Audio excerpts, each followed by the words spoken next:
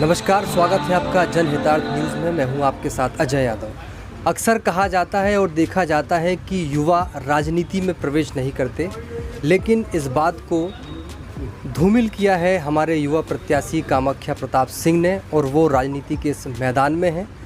किन विशेष मुद्दों को लेकर वो इस चुनाव में आए हैं, क्या कुछ वो मन में अपने विचार रखते हैं, आइए उनसे सीधा संवाद करते हैं। बहुत स्वागत है आपका। तो हमारे दर्शकों से आप क्या कुछ बताना चाहेंगे इस चुनावी रणनीति में? आप राजनीति में उतरे हैं, किन विशेष मुद्दों को लेकर आप विशेष फाइट करने? चुनाव में जो प्रत्याशी थे और जो विधायक बने मतलब उस टाइम पे उन्होंने जनता से भरपूर झूठ बोला। जैसे कि जिस काम की गांव वालों ने अपने सच्चे दिल से चर्चा करी, जो उनको आवश्यकता थी, ये बात थी, उन्होंने उस चीज़ को बोला कि ये हो जाएगा, वो हो जाएगा, और वो किसी भी रूप से वो चीज़ें पूर्ण नहीं हुई।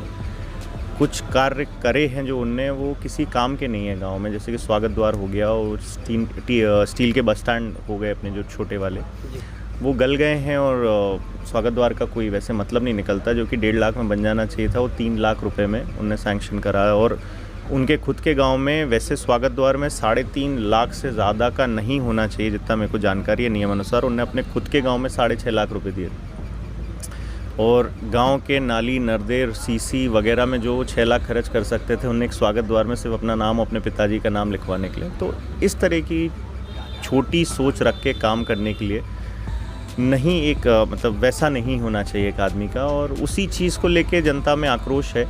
और हम लोग पहले भी, जैसे मैं जिला पंचायत में रहा और मेरे पिताश्री विधायक रहे, तो जो मूलभूत सुविधाएँ हैं ग्रामीण क्षेत्रों में, वो उपलब्ध कराना हम लोग की प्राथमिक वो होनी चाहिए मानसिकता में, और सोच होनी चाहिए। खेल कूद को लेके है, स्वास्थ्य को लेके है, शिक्षा को लेके है, स्कूल में कोई भी फैसिलिटी को लेके हो सकती है वो चीज़, जो बच्चों की मांग हो, वहाँ के मास्टर लोग जो लोग सही समझें उस चीज़ को, तो वैसी चीज़ें सामने आनी चाहिए, ना कि ये दूसरी सोच की चीज़ें हैं जो मतलब। अभी जो विपक्षी दल हैं, कितना कुछ समीकरण आपका बिगाड़ सकते हैं, या क्या आपको समझ में आ रहा है अभी तक के आपके जनसंपर्क में? ये सब लोग अपनी अपनी जगह अपना अपना काम कर रहे हैं। जो अन्य पार्टियां हैं वो अपने लिए खुद के लिए मांग रही होंगी वोट, लेकिन मेरा यही कहना है कि लोग खुद के स्वयं के काम के लिए वोट मांगें, उनकी अपनी सोच के लिए मांगें, ना कि दूसरी की बुराई पे मांगें। कई लोग ऐसे हैं जो सिर्फ हम लोगों का नाम लेके ही राजनीति करना चाहते हैं, उसी से उनकी रोटी सिकती नहीं, तो उन लोग को कोई पूछता नहीं। तो वो जनता भी समझ रही है उस चीज़ को, और बार बार मेरे हिसाब से जनता को वो लोग गुमराह नहीं कर सकते। जिनका खुद का अस्तित्व उनको बनाना चाहिए। जितना वो लोग समय हम लोगों पे खर्च कर रहे हैं, उतना वो अच्छी मानसिकता से क्षेत्र में टाइम लगाएं, तो शायद उनका भी अस्तित्व बने। आपकी शिक्षा दीक्षा और जो आपका बेहतरीन व्यक्तित्व है, कितना कुछ राजनीति को प्रभावित कर सकता है, या इसका जो लाभ है वो कितना हम युवाओं को या बेरोजगारों को मिलेगा?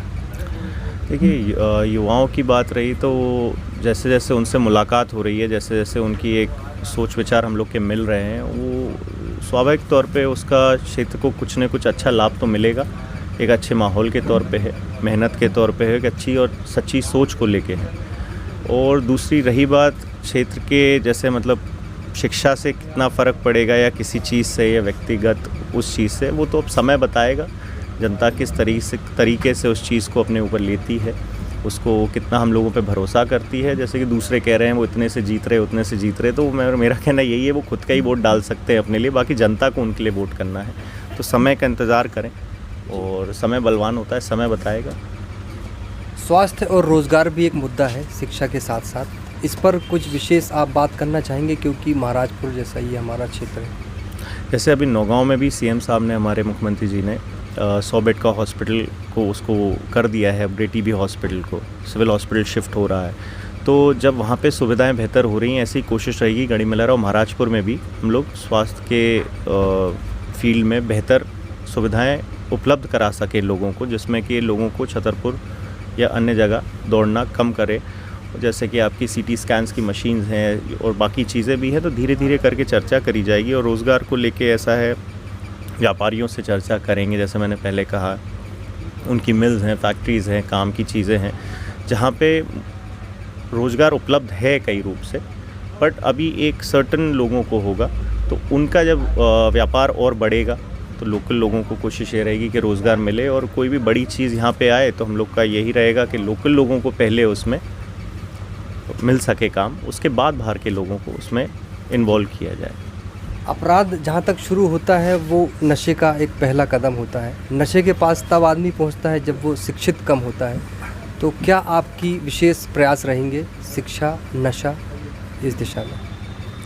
देखिए, बात रही नशे की तो दूसरी चीज़ है। मैं सबसे पहले शुरू करूँगा हमारे माननीय विधायक जी से ही। जैसी उनकी सोच है, उनके परिवार की एक सोच है, वैसा ही माहौल आपको क्षेत्र में देखने को मिलेगा। आप उनके जिला पंचायत प्रतिनिधि की बात करें तो उनका बैकग्राउंड चेक करें या उनके परिवार का चेक करें तो आपको पता चलेगा कि क्राइम से कितना वास्ता है। उनकी दूसरी टीम से चेक करें तो हम लोगों की जो टीम है और हम लोग की जो टीम रही है हमेशा से, उन पे किसी भी प्रकार का कोई आरोप नहीं है, कोई गलत सोच नहीं है, गलत कार्य किसी के नहीं। हम लोग की हमेशा से सोच ये रही है कि अगर जैसे कोई हम लोग के बीच में कुछ होता भी है तो हम लोग बैठ के चर्चा करें उस चीज़ पे, उस चीज़ में सुधार करें, ना कि लोगों को हम लोग ही समस्या पैदा करें। इनके विधायक जी के सगे रिश्तेदार अभी जेल में हैं, उनने एक हरिजन को मारपीट करी। अभी एक घटना सामने आई थी उजरा में, अपने क्या कहते हैं, जो विसर्जन हो रहा था जब, उस टाइम पे इनके भाई ने किसी से मारपीट करी। अब किस समाज के थे क्या थे वो उनको पूछना चाहिए, खुद ही जनता जानती है। मतलब विसर्जन के टाइम देवी जी का प्रोग्राम चल रहा है, उसमें तो राजनीति वैसे ही बाहर रखनी चाहिए थी। अगर आपका प्रचार भी चल रहा है तो आप साइड से निकल जाएं, आराम से चीज़ें करें। फिर महाराजपुर थाना अंतर्गत अभी एक चर्चा आई है कि कांग्रेसियों ने कुछ लोगों को धमकाया उनके पक्ष में वोट करने के लिए, तो वो भी रिपोर्ट थाने पहुंची है। अन्य लोगों को इन लोगों ने झूठे केस लगवाना, दबाव बनाना, उस प्रकार की चीज़ें करी हैं। 4-4, 5-5 गाड़ियों में घूमना, विधायक लेके घूमना, बंदूकें लेके घूमना, तो एक भय का माहौल तो यही बनाते हैं, ये बना रहे हैं। और अगर विधायक वो खुद ही अपने क्षेत्र के लोगों के बीच बंदूकें लेके जाएंगे और उनको डर लग रहा है तो फिर काम के लिए कैसे आप आगे जाएंगे? और रही बात दूसरी कि ये लोग क्षेत्र में जा रहे हैं तो खुद के काम को लेके चर्चा नहीं कर पा रहे, इसलिए ज़्यादा जा नहीं पा रहे हैं। उनने कहते हैं हम यात्रा के नाम से जाने, यात्रा ऐसी कि गांव से निकल गए इधर से, तो वो चर्चा नहीं करना चाह रहे हैं। भागा दौड़ी में एक अपना वो बना के सोशल मीडिया पे बना के वो दिखाने के प्रयास ही रहा है उन लोगों का। और बाकी मेरे हिसाब से क्षेत्र के लोग, जिले के लोग और आप लोग भी सब लोग जानते हैं कि इन लोग का बैकग्राउंड कैसा रहा है।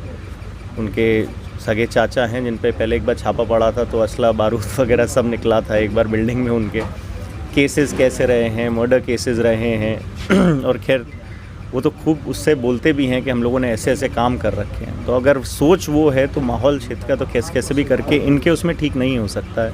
रही बात कांग्रेस की, तो मेरे को ताज्जुब होता है कांग्रेस की सोच पे कि ऐसे अल बल वाले लोगों से आप क्षेत्र में अपना जनाधार बना के रखना चाहते हैं सिर्फ उसमें दिखने के लिए, तो फिर बात शर्मनाक है। बहुत धन्यवाद आपका हमसे बात करने के लिए।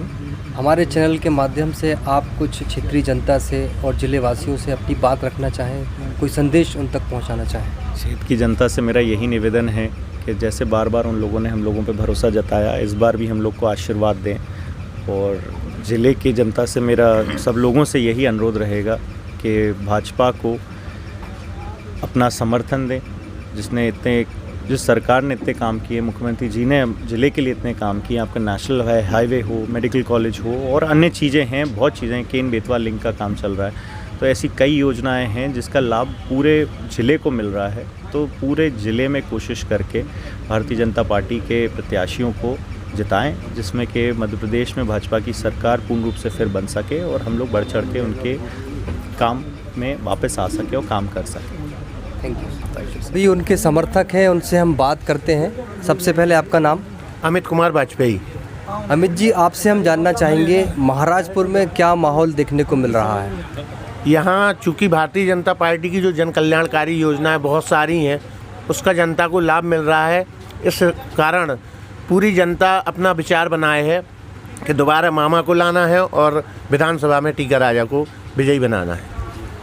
सामने जो आपके पार्टी है वो पार्टी आपको कितनी मजबूत दिखाई दे रही है? लोगों का क्या रुझान बन रहा है? देखिए, जो भारतीय जनता पार्टी का ये विचार है और जो अटल जी ने कहा था कि एक दिन कांग्रेस समाप्त है, तो महाराजपुर विधानसभा से ही उसकी शुरुआत होगी। कांग्रेस यहाँ से उखाड़ के फेंक दी जाएगी।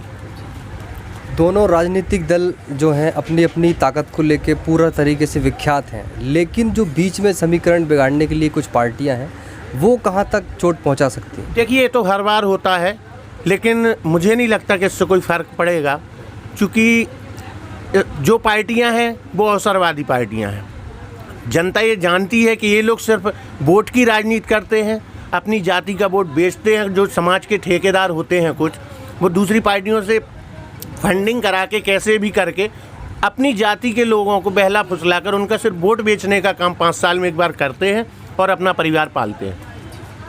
महाराजपुर की आवाम से क्या कुछ मैसेज करना चाहेंगे आप, क्या अपील करना चाहेंगे हमारे चैनल के माध्यम से? मैं सिर्फ इतना ही कहना चाहूँगा कि आप विकास को देखकर वोट दें।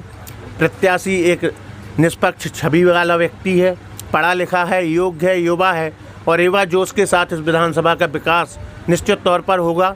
और मध्य प्रदेश में जो जन कल्याणकारी योजना है प्रदेश सरकार और केंद्र सरकार की हैं, उनका क्रियान्वयन अच्छे से होगा, सभी जनता जनार्दन का विकास होगा।